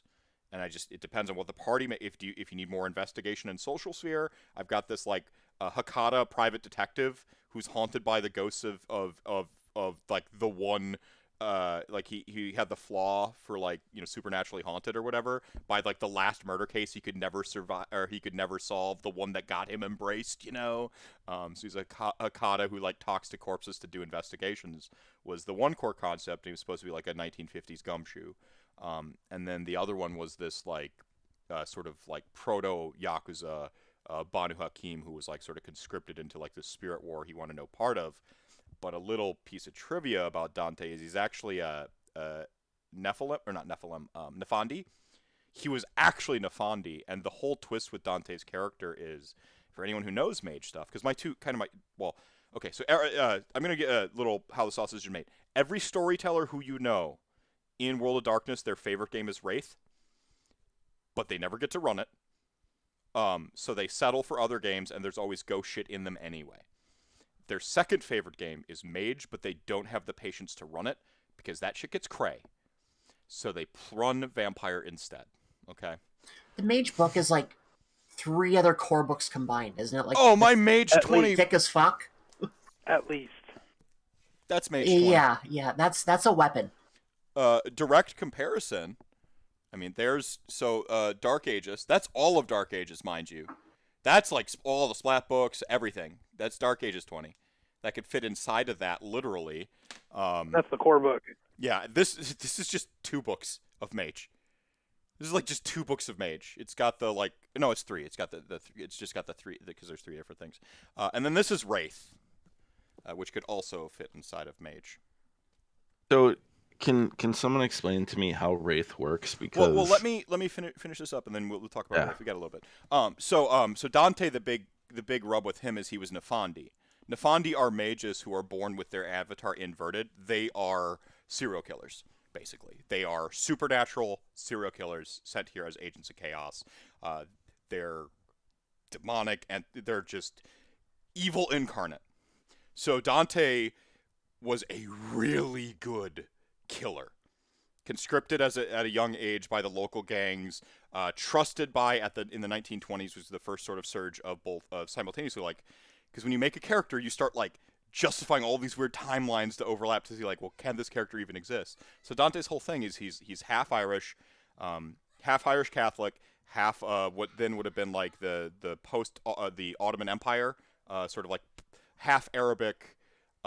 His dad was an Arabic atheist. His mom was a Catholic true believer.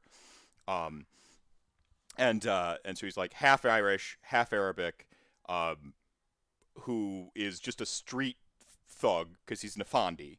Around the time he's like on track to be like this really smart engineer like his dad, but the Nefandi avatar activates when he's like a teenager basically, and he just starts like becoming a street thug. And the Yakuza take him as like, because when the Yakuza first come over to America, they don't have like the numbers, and they're competing against like a legit series of mobs and like local gangsters and stuff. So they start using whoever they can use, and they start using Dante with this notion that he will never be true Yakuza. They just need higher hand. But because he was Nefandi, he was basically a wizard of murder. And he's on track to becoming this just horrible person when his sire steps in. And like, because she's playing this sort of long game with, not Arjun Shah, what's his name? The evil Banu Hakim dude. Like the super bad news guy. Rushogi? Yeah, Uroshogi. She's playing a long game with him. She embraces Dante to like, because she had foreseen him as Nefandi helping Uroshogi in the end. Like she had seen it, so she embraces him. And what happens is the avatar goes back into circulation. So Dante's whole shtick is he's actually less of a monster as a vampire than he was if he had been immortal. That's his whole like story arc. That's hence his line, like he took on Dante because his mom was you know, like deeply Catholic, but really into you know, like Dante's Inferno because she loved the satire of it. And so he took on the name Dante, like sort of like when she sort of as homage to her. And his whole thing is like well, maybe I'm going through hell, right? Or she said something to him on her deathbed, like, you know, you're going through hell, real name, you know, like Dante. And he's like, you know, it's always messed up you read that to me as a bedtime story. She's like, I know, but you're a good kid. You were a good kid, and you're still a good kid. She thought that because she picked up that he was Nefandi young, and she thought that something would resonate with him by reading him this like sort of satire about going through hell. So he took Dante as his homage to her, and so he's been Dante ever since. But like, yeah, so that was his whole thing. He was technically supposed to be Nefandi, and my plot line is that Nefandi avatar comes back later on in his story arc during Gehenna, and he has to deal with his old avatar now in its new form, which was set up to be this guy named Latour, who is like a frenemy. And so like Latour lets in the avatar, and then they like have a sweet fight on the top of a skyscraper. They both totally murder each other during Gehenna. It's like new metal, but sorry. So that's the whole plot arc for that character. So what is Wraith? Can someone explain Wraith? Sorry. So Wraith is essentially everybody's character is usually freshly or close to freshly dead. And you go to the Underworld, and they have a big society, big cities, everything that's similar to the living, but not quite. Like there's always something a little wrong with it, a little off, depending on where you are in Oblivion.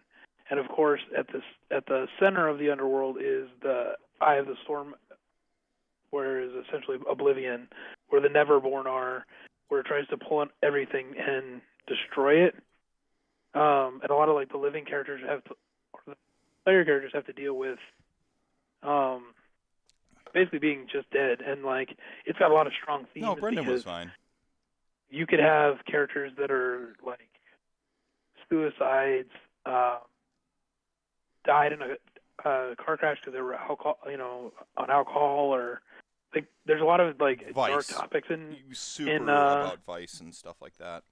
So how do you bring a group together? Like, what's the concept that like unites a group? Well, it could be something similar. Like everybody's player character was at a party, and something happened to the party, and now everybody wants to figure out how they died. Or so like Final Destination type deal. or you're asked by one of the rulers like Chiron to find an object in the underworld for them, because every object in the real world has a dark mirror. Like, for instance, like the vampires, they have the big city Enoch. It was like a big pinnacle vampire city. Well, in the underworld, there's a shadow version of it, and it has they actually refer to it as the real Enoch. And then there's like, so like if I wanted to find a picture of the Mona Lisa, right? But I can't find it in the real world, you can go into the underworld, and then there is another version of the Mona Lisa. So, like, there's a lot of different types of stories you can tell where you're looking for, your humanity, you're finding out who killed you, figuring out how to survive in there, in this new existence, because each of the legions has, different jobs. Like, there's certain legions that are, like, to protect Chiron's city. So the players may be, yes, as in the ferry to the underworld, Chiron. Yeah. Well, he's kind of the Cain of the Oblivion setting, or your Solomon to Mage. Like, he's like your iconic father of whatever our setting is. And so it's definitely a different game, and there's a lot of different approaches. It can get kind of like Mage, where you have all these different realities and things colliding, and it's probably one of the harder ones for like your standard player to get their head around, because they kind of have to. You are simultaneously playing Alice's boring ass life in reality, and then you're playing an evil fucked up Wonderland, and you kind of go back and forth between the two, and it can be really kind of unwieldy. But it's also you're usually dealing with not, you don't have to, but there tends to be a lot of like very personally dark material. Like, whereas Vampire takes the metaphor of this is a personal horror monster, you're playing a monster and it's sort of like a little bit distance. You tend to be playing conceptually into things that make you a monster, or like vice and trauma. Well, and another thing. Yeah. Too, that's crazy about like Wraith over like most of the other games, is most of the other games, like, you don't play your beast, you don't play, the werewolf doesn't play their frenzy, they don't play that, like, it's not an entity necessarily that the players are playing. But in Wraith, it's an abstraction. You make your character, but you also make their shadow, and your shadow is basically all the dark urges of the character and it is actively working to destroy you, not make you less human. Like, because I don't know, it's kind of hard to explain without getting into a bunch of other words that people may not know.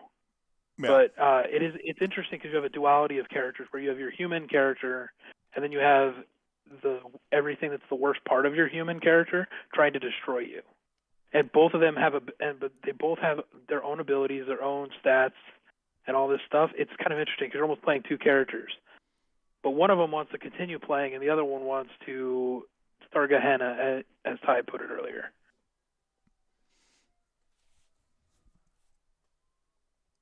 I just think Gehenna would be fun. I mean, just to experience, kind of like a trip to the beach, right? Like, it's just something you want to do. Check it out. Gatekeeper says Jekyll and Hyde. Yeah, except you're both. Yeah, and you're playing both simultaneously. Like, whereas the Hyde state is, or when you beast out, when you go beast mode, that makes it sound like it's a good thing. When your beast comes out in Vampire, that's the game at its most horror. It is not a desirable state to become the beast, and because there's a distance there. Been doing it wrong. We know. Because there's that distance there, you're kind of not in the pilot seat when you play the bad part that happens to the vampire. You don't have that same distance, and the abstraction is what you're playing. It's just it can be a tough balancing act. We were asked kind of at the jump, like, how do you run horror games? I mean, and it's Trust and your Session Zero are quintessential, and in Wraith, you kind of have to be signed up to kind of be tormented a little bit. Like, and it's the type of game where I won't run without like very specific people who are like, okay, we're gonna kind of do this, and I'd still have my third rails or you know, my lines and veils and stuff like that. But again, it's a different game, and that's why, like, again, like, every ST like loves Wraith because, quite frankly, all of us are weirdos, and we've all like been through some shit, and we read something in Wraith and we go, oh yeah, and like it clicks for us. One of my favorite stories, I absolutely adore Alice in Wonderland. It's one of my favorite stories of all time. I draw tons of inspiration from it still to this day. Most stories I'm telling is Alice in Wonderland, in some form where the mirror takes you someplace else, right? Or inversions of the mirror, or the mirror, you go someplace else and then you find Alice's mirror, right, through her looking glass. Yeah, Wraith and Demon are easily the two darkest games where you explore the most dark topics compared to the other World of Darkness lines. Mage is probably the closest you're going to get to being a hero. Because you're trying to keep the universe together, right? Exalted too, but I don't even think Exalted counts as World of Darkness, right? Because it's I don't really classify that's that the as fantasy one. game. Yeah. So we got about Tremere 10 are minutes left. excellent, by the way, Lexalopolis. I think Tremere are the best they've ever been because they blew up the pyramid. Let anarchy reign. Sorry. We are the best, obviously. Yeah. Oh yeah. You played Tremere. And Lexalopolis, you've got about 10 minutes to get a bid in. I don't know if you have a bid in. Changeling is a ton of fun too. If you ever get the opportunity to play Changeling, lean in, be a fairy. Like it's way darker than being a fairy, bro. Red cap, eat people. And brownies like try to ruin your life.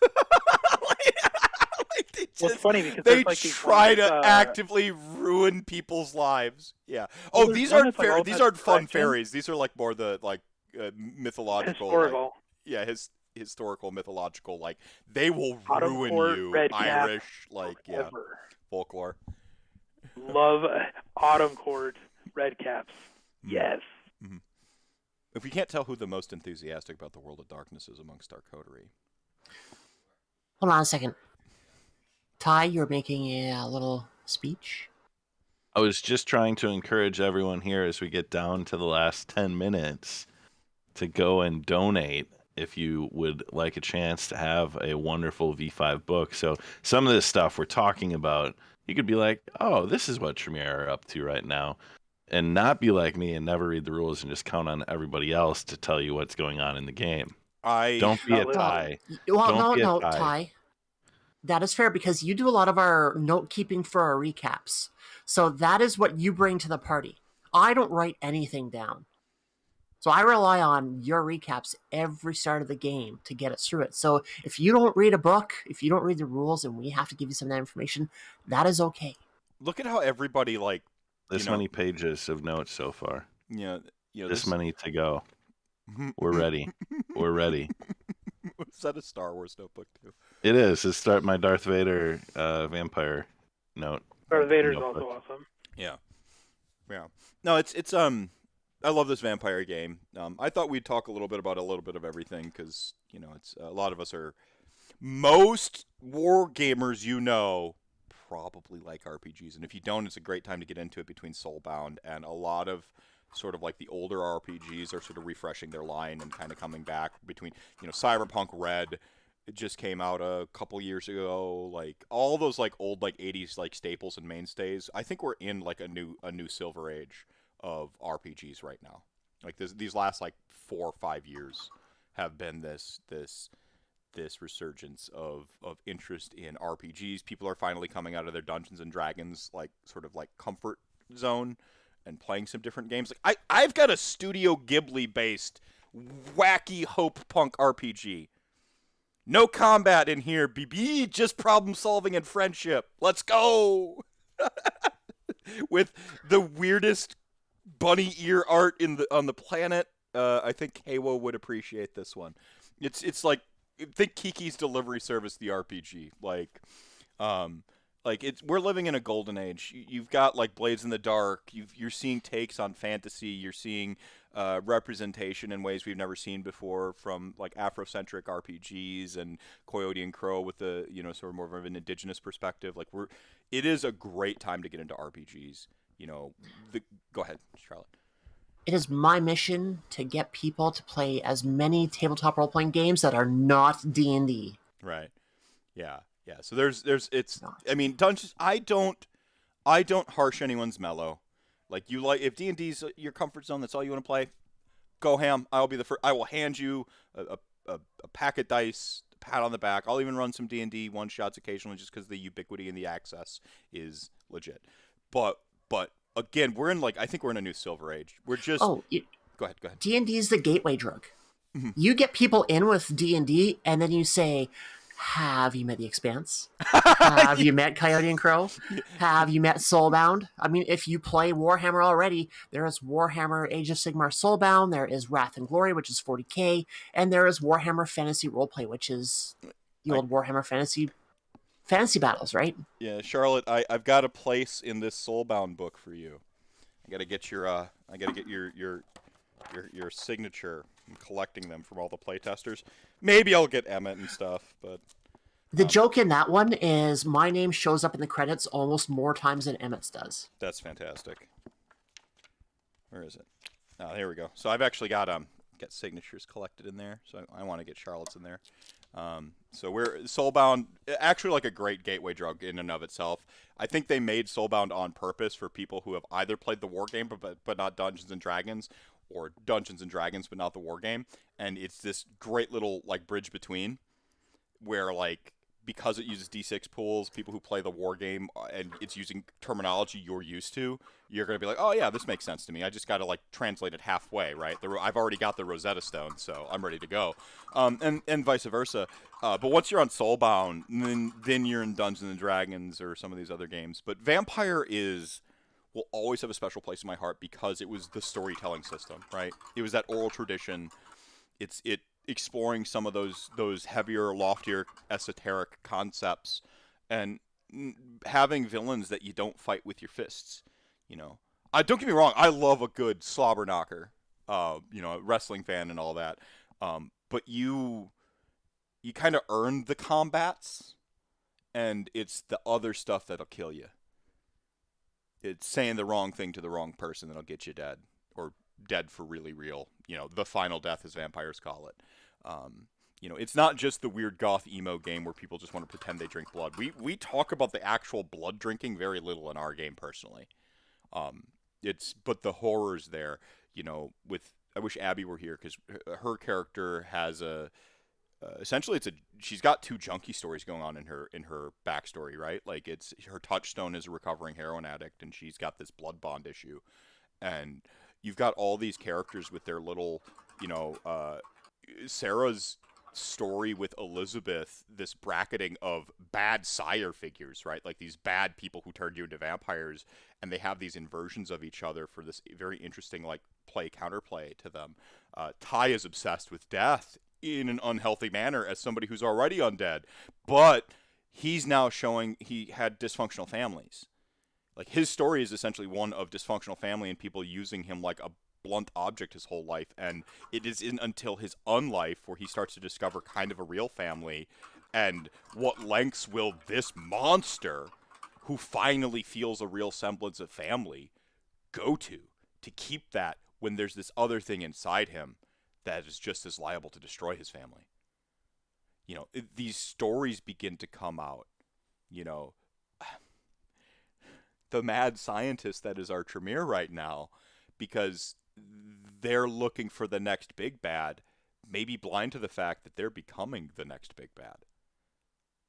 There's so many great little stories, and then Cass, he doesn't have some weird like trauma backstory about like combat and child soldiering and stuff like that. No, he's just like about the dangers of driving a vehicle whilst under the influence of being a vampire. He's also becoming unhealthily obsessed with C4. He's actually hoping that F1 starts a series of night races so that he can begin his professional driving career.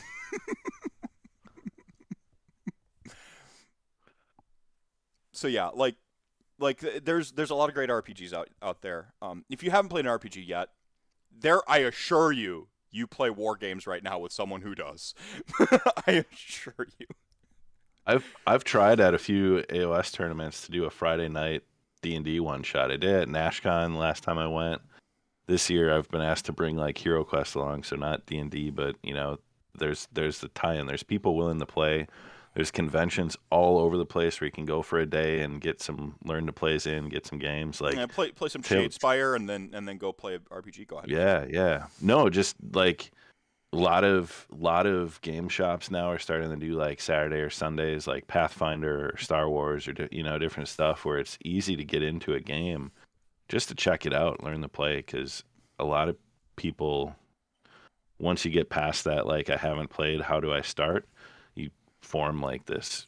I don't want to call it an addiction because it's like I don't have to do this. I just love doing it. Oh, like, I do. I passion. have to Find a passion or like yeah. I have to tell stories with my friendos or what's the no beer and no TV make Homer something something. No Warhammer and no RPGs make Andrew something something. Like if I don't get my fix of an RPG, like I said, I've just run them off stream. There's always an RPG going on, but I get this like pent up anger and anxiety that like it's been 2 whole years since I described a combat scene. I'm starting to turn. Like, I can't think of the last time I described something weird in the mirror to a character going through an existential crisis. I can't remember the last time I had a story hook squandered by a party's better idea, or I had a plot hook totally like missed by the party's way better idea, and then I pretended that was my idea the whole time. Just like slowly losing my mind. So yeah, it's the best thing. Anything else as I get this, now that we've ticked over 10 o'clock, I can get this Excel document to